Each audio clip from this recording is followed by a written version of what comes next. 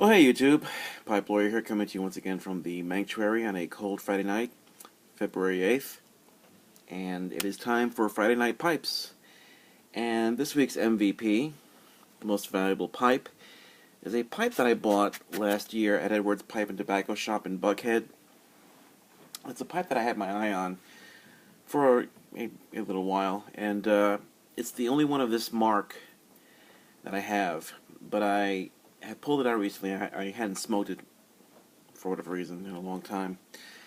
I said, you know what, let me pull this out and, see how it smokes, and it smokes great. The pipe I'm referring to is not an Ardor or a Ronaldo or even an Edwards estate pipe. Rather, this week's MVP is my one and only Karl Erik pipe. Yes, and this one is a freehand, as you can see. But in the realm of freehand pipes, this one is a bit more on the conservative side in terms of styling. It's not out there like some other freehands that you've seen here on the tube, and I'm thinking about like a Randy Wiley. That's a little bit looks more like a weapon than a pipe. But in any event, this is a Karl Erik pipe. It's got beautiful grain, and it really wasn't all that expensive of a pipe. It was like $90 or something like that at the time last year, or 2011. It may have been, not quite sure. But in any event, I digress. It's conservatively shaped freehand. It's got some nice craggy plateauing there on the rim. It's got some thick walls too. I mean, look at that. It's pretty thick walling for a pipe that is not the typical size for a freehand. Usually freehands are a bit larger in size and dimensions. This one has a nice black acrylic freehand stem, and it's not all that long of a pipe per se. It's just, maybe 5 inches, I'm thinking. Maybe. I would dare guess that if this pipe were any smaller, it might be classified more as a nose warmer. So, yep. And it's a very light pipe. Hangs very easily in my jaw, and lately in it I've been smoking some Boswell's. I'm not sure if you can see it there. Hazelnut tobacco. And hazelnut, it's not a blend that you see on the Boswell website in their list of blends.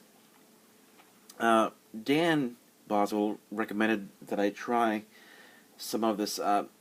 What I think this is, it's more like a test blend or a prototype, possibly for a future improved hazelnut blend.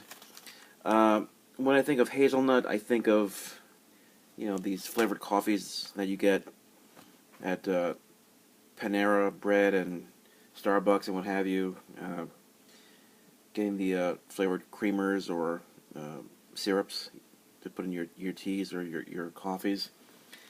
And I like hazelnut very much, especially as a coffee flavor.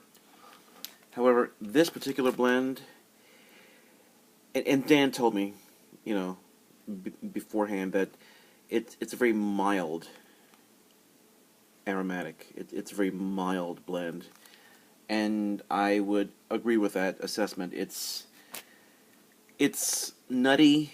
I'm not quite so sure if I could classify it as a hazelnut kind of essence. I struggle to sometimes detect that taste and that note on my palate and on my nose. It's an alright blend. It's not their best. It's not Piper's Pleasure, which is just full of flavor, or Christmas Cookie, which is just very, very robust and flavorful.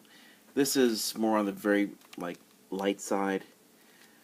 But, you know, again, I think it's a blend that's in the works, possibly.